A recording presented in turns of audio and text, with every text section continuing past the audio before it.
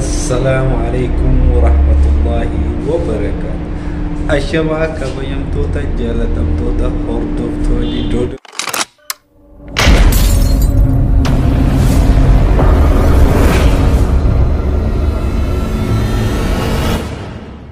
Dodola show nageenyi kiyya akka wanta irraa madda hunda keessan bakka jirtanii isinaa naqabu jecha akkam jirtu nagaa keessanii fayyaa nagaa miti nutis jirre galata rabbii turtii yeroo dheeraa booda walirraa banne hadha walitti lachaa dandee abdii qabna akkam jirtan nagaa qabdu fayyaa keessanii nutis haalli jireenyaatiif haalli yuutuubaa hojii waa hundi walirratti namaa hin deemu hedduu takkasii yaadee jira wallahi isin jedha akkam jirtanii hiriyoonni roon yuutuubii gubbaa isin jechuun barbaadaa almost yoo xiqqaate turtii baatii 5 illee viidiyoo gaamu dura kana walii isa malee gara kiyyaa viidiyoo gadhiisee jiru bifa malee kufanne qabee jira beeksisi illee bitadhee deemaa jira akkas isin jedha waan tokko isin jechuun barbaade wali isin jechuun barbaade maali yuutuubii kiyya kana maqaa jijjiiruu waan barbaaduuf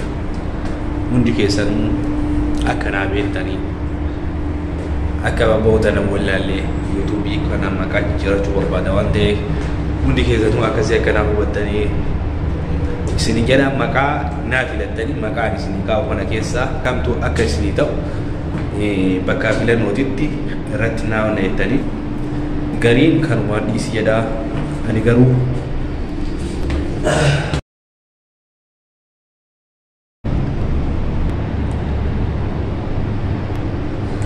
okay gariin kanaan dhiisedha garii kanaan dhiisu jedha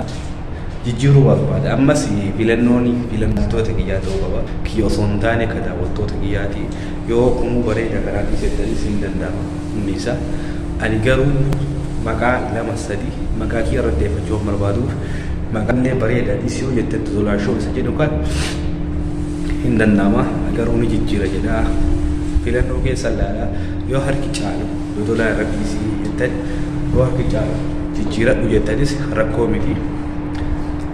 akkas isin jedha maqaa kana isinii kaayaa maqaa kana jalatti hidhattanii hundi keessanuu ni filattanii isin jedha keessanii akkas akkana ganditan barbaadaa hanga xumura viidiyootiin wajjin tura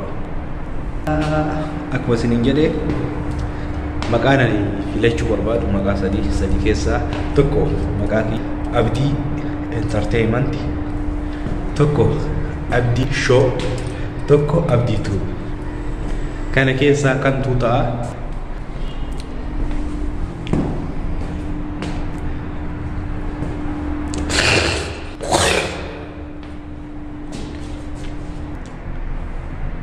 marataa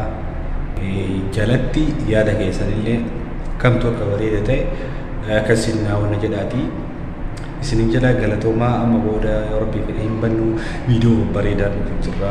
bakka diroo xiqqoo jireenya biyya namaa kana hin beektanii hojiidhaan wanta garaagaraatiin biista'u jira kanuma isinin jedha waan jennu qaqadhaneetuma yaa'u jirra viidiyoon kun yoo isinitti tole sheer kataatii hundi keessanuu hiriyoonni kiyyaa akkanaa beektan isinin jechuu barbaada